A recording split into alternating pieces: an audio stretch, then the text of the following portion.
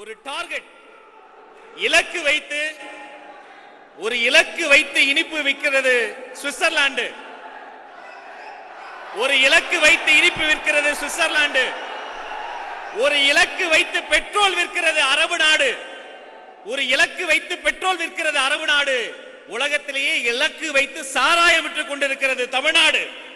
இதை திருத்த, இந்த அரசியல் அழுக்குகளை வெளுக்க, எங்க அண்ணா சொன்னதை போல அந்த கல்லூரியினுடைய பிரின்சிபல், அதாவது முதல்வர் முதல்வர் முதல்வர் விஜய் இந்த இடத்தில் தமிழக வெற்றி கழகத்தினுடைய முதலாவது பொதுக்கூட்டத்தில் உங்கள் முன்னால் உரையாற்ற இதோ வருகிறார் தலைவர் விஜய்.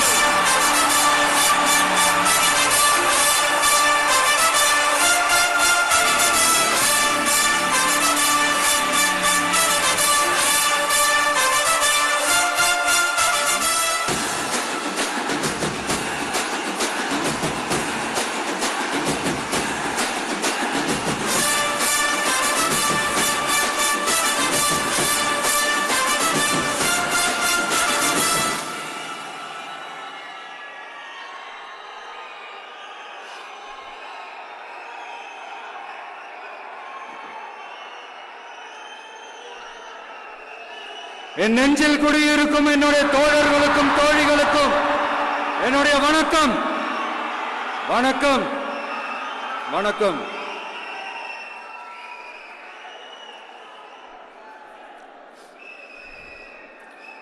கதறல் சத்தம்லாம் எப்படி இருக்கு?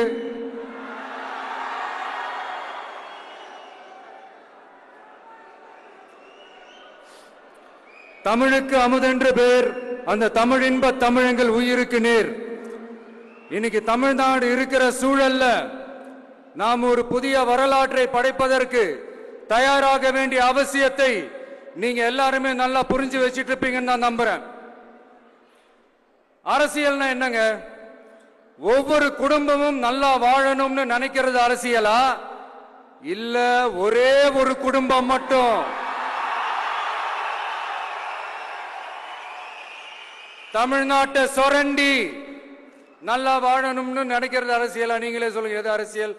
எல்லாருக்கும் நல்லது நடக்கிறது தானே அரசியல். அதுதான் நம்ம அரசியலும். காட்சிக்கு திராவிடம், ஆட்சிக்கு திராவிட மாடல்னு தினம் தினம் மக்கள் பிரச்சனைகளை மடைமாற்றி மக்கள் விரோத ஆட்சியை மன்னராட்சி போன்று நடத்துற இவங்க, நமக்கு எதிராக இவங்க பண்ற செயல்கள் ஒன்னா ரெண்டாங்க. மாநாட்டில் ஆரம்பிச்சதுங்க.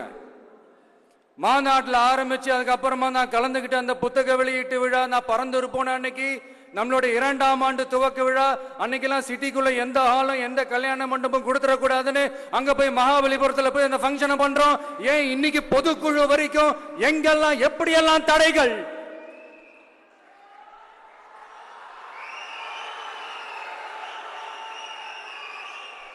ஆனா அத்தனை தடைகளையும் தாண்டி நம்மளுடைய தோழர்கள் சந்திப்பு நிகழ்ச்சிகள், மக்கள் சந்திப்பு நிகழ்ச்சிகள் தொடர்ந்து நடந்துகிட்டு தான் இருக்கும். அது தொடர்ந்து நடக்கும்.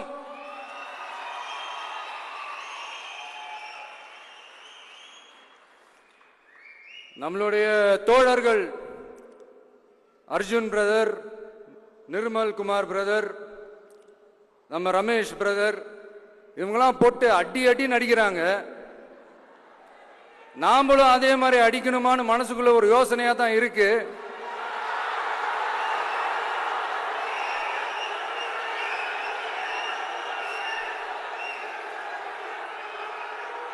ரைட்.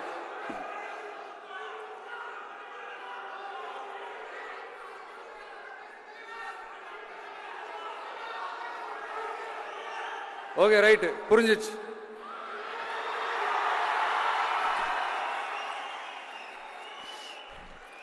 மாண்புமிகு மன்னராட்சி முதல்வர் அவர்களே,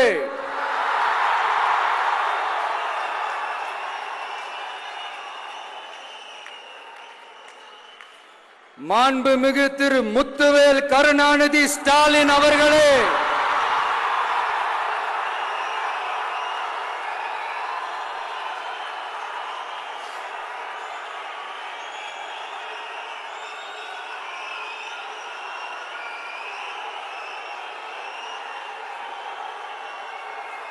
பேரை மட்டும் வீராப்பா சொன்ன பத்தாதவர்களே, செயல்லையும் ஆட்சியிலையும் அதை காட்டணும் அவர்களே. ஒன்றியத்துல பாஜக ஆட்சியை ஒரு பாசிச ஆட்சின்னு அடிக்கடி அறைகூவல் விடுத்துவிட்டு இங்க நீங்க பண்ற ஆட்சி மட்டும் என்னவா? அதுக்கு கொஞ்சம் கூட குறைவில்லாத அதே பாசிச ஆட்சி தானே. ஒரு கட்சி தலைவனா ஜனநாயக முறைப்படி என் கழக தோழர்களையும் என் நாட்டு மக்களையும் பார்க்கிறதுக்கோ சந்திக்கிறதுக்கோ தடை போடுறதுக்கு நீங்க யாருங்க?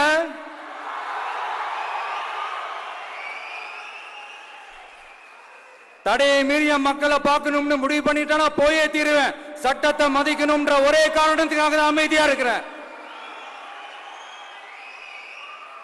நேத்து வந்தவெல்லாம் முதலமைச்சர் ஆகணும்னு கனவு காண்றான்னு சொல்றீங்க. அது நடக்கவே நடக்காதுன்னு சொல்றீங்க. அப்படியேங்க எந்த கட்சிக்கும் இல்லாத நெருக்கடியை தமிழக வெற்றி கழகத்துக்கு மட்டும் போட்டுக்கிட்டே இருக்கிறீங்க.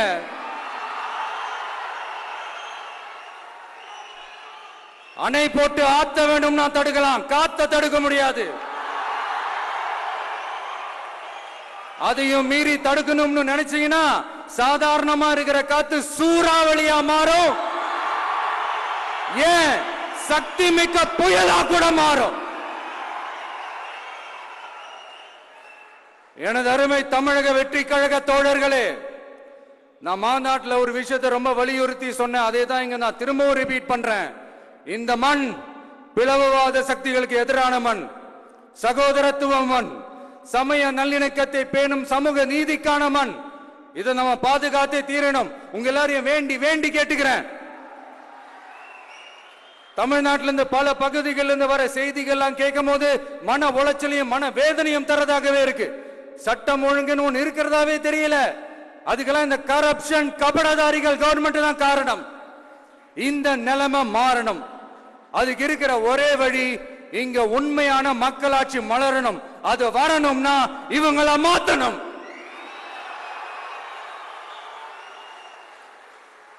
அதுக்கு என்ன வழி? அதுக்கு நாம என்ன செய்ய போறோம்?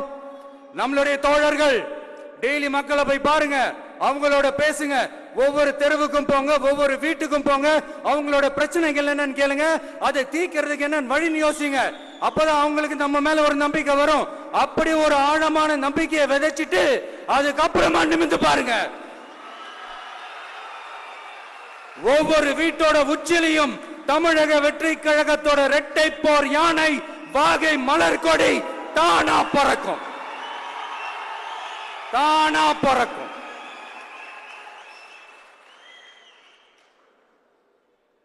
மாண்புமிகு மன்னராட்சி முதல்வர் அவர்களே,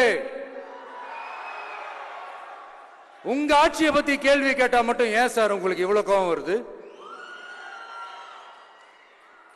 நீங்க ஒழுங்கா ஆட்சி நடத்திருந்தீங்கன்னா பெண்கள் பாதுகாப்பு ஒழுங்கா இருந்திருக்கும், சட்டம் ஒழுங்கு சரியா இருந்திருக்கும். பச்சை பிள்ளைங்க, படிக்கிற பிள்ளைங்க, சின்ன பொண்ணுங்க, வீட்டுல இருக்கிற பொண்ணுங்க, வேலைக்கு போற பொண்ணுங்கன்னு இவங்க எல்லாருக்கும் நடக்கிற கொடுமைகளை சொல்ல முடியல சார்.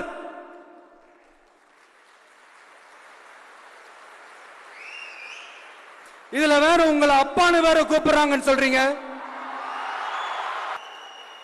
தினம் தினம் உங்களுடைய இந்த கொடுமைகளை அனுபவிச்சுட்டு இருக்கிற என்னுடைய சகோதரிகளான தமிழ்நாட்டு பெண்கள் தான் உங்களுடைய அரசியலுக்கு ஒரு முடிவு கட்ட போறாங்க, உங்களுடைய ஆட்சிக்கு ஒரு முடிவு கட்ட போறாங்க, உங்களுடைய இந்த அரசியல் வாழ்க்கைக்கு ஒரு முடிவு கட்ட போறாங்க.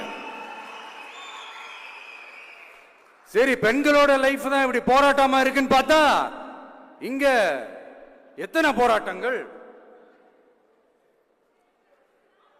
பரந்தூர் போராட்டம், அரசு ஊழியர்கள் ஆசிரியர்கள் போராட்டம், போதைப் பொருள் எதிர்ப்பு போராட்டம், வரி உயர்வு போராட்டம், மீனவர்கள் போராட்டம், போக்குவரத்து ஊழியர்கள் போராட்டம், சாதிவாரி கணக்கெடுப்பு போராட்டம், சாம்சங் தொழிலாளர்கள், டங்ஸ்டன், விவசாயிகள் போராட்டம், மின்கட்டண உயர்வு எதிர்ப்பு போராட்டம், இஸ்லாமிய அமைப்புகள், செவிலியர்கள், மருத்துவர்கள், இந்த மாதிரி போராட்டங்கள். இதெல்லாம் சும்மா சாம்பிள் தான். இது இன்னும் சொல்லிட்டே போலாம், இந்த நாள் பத்தாது. ஆனா இந்த எல்லா போராட்டங்களுக்கும் தமிழக வெற்றி கழகம் கூட நிற்கும்.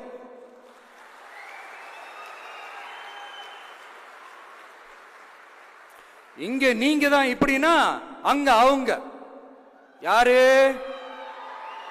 உங்க சீக்ரெட் ஓனர். அவங்க உங்களுக்கும் மேல மாண்புமிகு திரு மோடிஜி அவர்களே,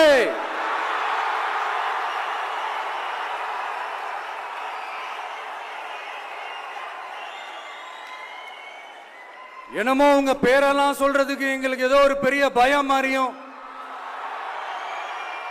அப்படி ஒரு விஷயத்த சொல்லிடுறது. பேரை சொல்லணும், பேரை சொல்லணும், பேரை நான் ஒரு படத்துல சொல்லுவேனே, லியோவை பார்க்கணும், லியோவை பார்க்கணும், லியோவை பார்க்கணும்.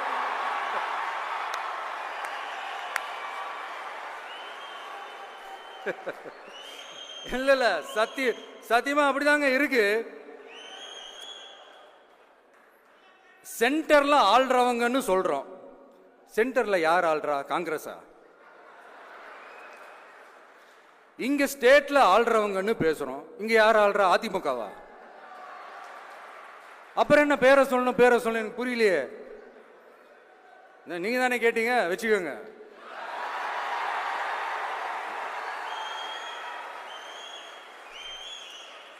ஓட்டுக்காக காங்கிரஸ் கூட தேர்தல் கூட்டணி, கொள்ளையடிக்கிறதுக்காக உங்களோட, அதாவது பாஜகவோட மறைமுக அரசியல் கூட்டணி,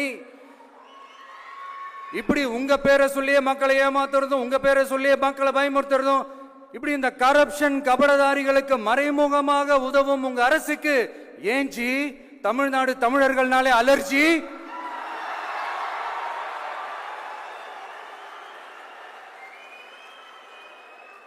தமிழ்நாட்டிலிருந்து வர ஜிஎஸ்டியே கரெக்டா வாங்கிக்கிறீங்க, ஆனா தமிழ்நாட்டுக்கு பட்ஜெட்ல நிதி ஒதுக்க மாட்டேங்கிறீங்க. இங்க படிக்கிற நம்ம பிள்ளைங்களோட படிப்புக்கு நிதி ஒதுக்க மாட்டேங்கிறீங்க, ஆனா மும்மொழி கொள்கையை திணிக்கிறீங்க. டீலிமிட்டேஷன் என்ற பேர்ல தமிழ்நாட்டோட பார்லிமெண்ட் சீட்ஸ்லயும் கை வைக்க பாக்குறீங்க. ஒரே நாடு ஒரே தேர்தல் நீங்க ஸ்டார்ட் பண்ணப்பவே புரிஞ்சிருச்சு பிரதமர் சார் உங்க பிளான் என்னன்னு, எங்கெல்லாம் எப்படியெல்லாம் எந்த திசைகள் எல்லாம் இந்த நாட்டை கொண்டு போலாம்னு. சார் உங்ககிட்ட நாங்க சொல்லிக்கிறதெல்லாம், தமிழ்நாட்டை கொஞ்சம் கேர்ஃபுல்லா ஹேண்டில் பண்ணுங்க சார்.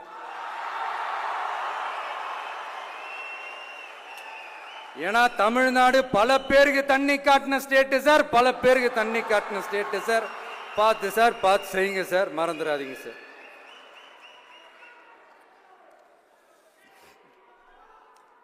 தமிழ்நாட்டு மக்களுக்கு இன்னைக்கு இந்த பொதுக்குழு வழியா ஒரு உத்தரவாதத்தை நாம கொடுக்க போறோம். நம்ம ஆட்சி, அதாவது உங்க ஆட்சி, உண்மையான மக்களாட்சி, தமிழக வெற்றி கழகம் தலைமையிலான அறுதி பெரும்பான்மை பெற்ற ஆட்சி, அதே சமயத்தில் அதிகார பகிர்வுடன் கூடிய ஆட்சி. அப்படி இந்த ஆட்சி அமைஞ்சதும் பெண்கள் பாதுகாப்பை 100% உறுதி செய்வோம்.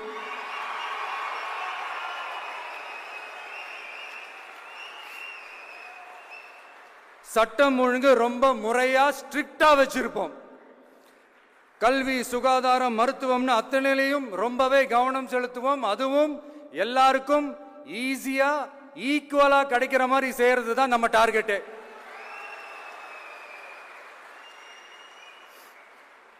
அரசு ஊழியர்கள், ஆசிரியர்கள், போக்குவரத்து தொழிலாளர்கள், மின்சார வாரிய ஊழியர்கள்னு தொழிலாளர்கள் பக்கமும் நாம கண்டிப்பா துணையா நிற்போம். ஏன்னா நாம எப்பவுமே உழைக்கிறவங்க பக்கம்தான்.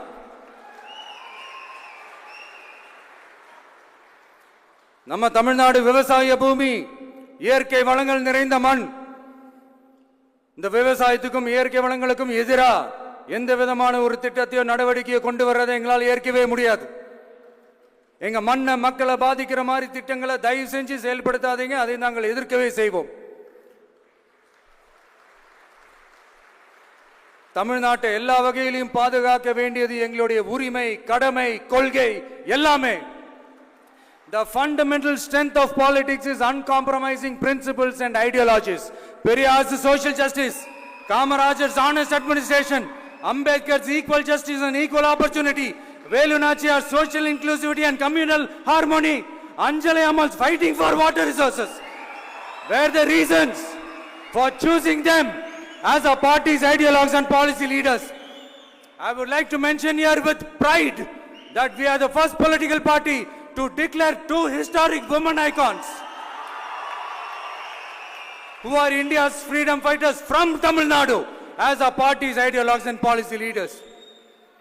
இப்படி ஒரு ஆழமான நம்பிக்கையுடன் வரும் 2026 தமிழ்நாடு சட்டமன்ற தேர்தலில் ஒரு மாபெரும் அரசியல் மாற்றத்தை கொண்டு வந்து மக்கள் சக்தியின் உதவியுடன் மக்கள் விரும்புகிற ஒரு நல்ல அரசை அமைப்பதில் உறுதியாக இருப்பதால்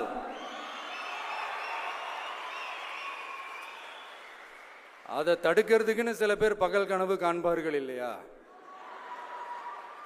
அவங்க எல்லாருக்குமே சொல்லிக்கிறது ஒண்ணுதான், காற்று மழை வெயில் இயற்கையை யாரால் கட்டுப்படுத்த முடியும், யாரால் தடுக்க முடியும்?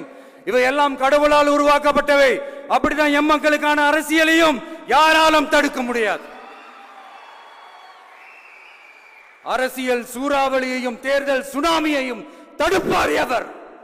அப்படிதான் எம் மக்களுக்கான அரசியலையும் அந்த வெற்றியையும் யாராலும் தடுக்க முடியாது.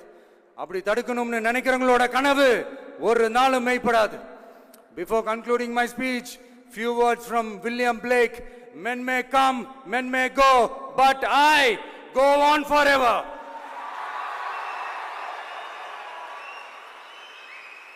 ஞாலம் கருதினும் கைகூடும் காலம் கருதி இடத்தார் செய்யின் ஏற்ற காலத்தையும் இடத்தையும் அறிந்து ஒரு செயலை செய்தால் பூவுலகம் முழுமையையும் வேண்டினாலும் அது கைவசப்படும் என்ற திருக்குறளுடன் என்னுடைய நன்றியுரை நிறைவு செய்கிறேன். பார்த்துக்கிட்டே இருங்க, அடுத்த வருஷம் இது வரைக்கும் தமிழ்நாடு சந்திக்காத ஒரு வித்தியாசமான ஒரு தேர்தலை சந்திக்கும்.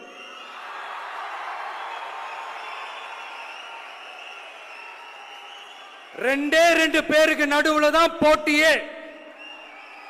ஒன்னு டிவிகே, இன்னொன்னு டிஎம்கே.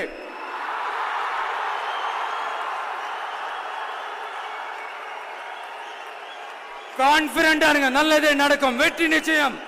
மீண்டும் சந்திக்கும் வரை நன்றி, வணக்கம்.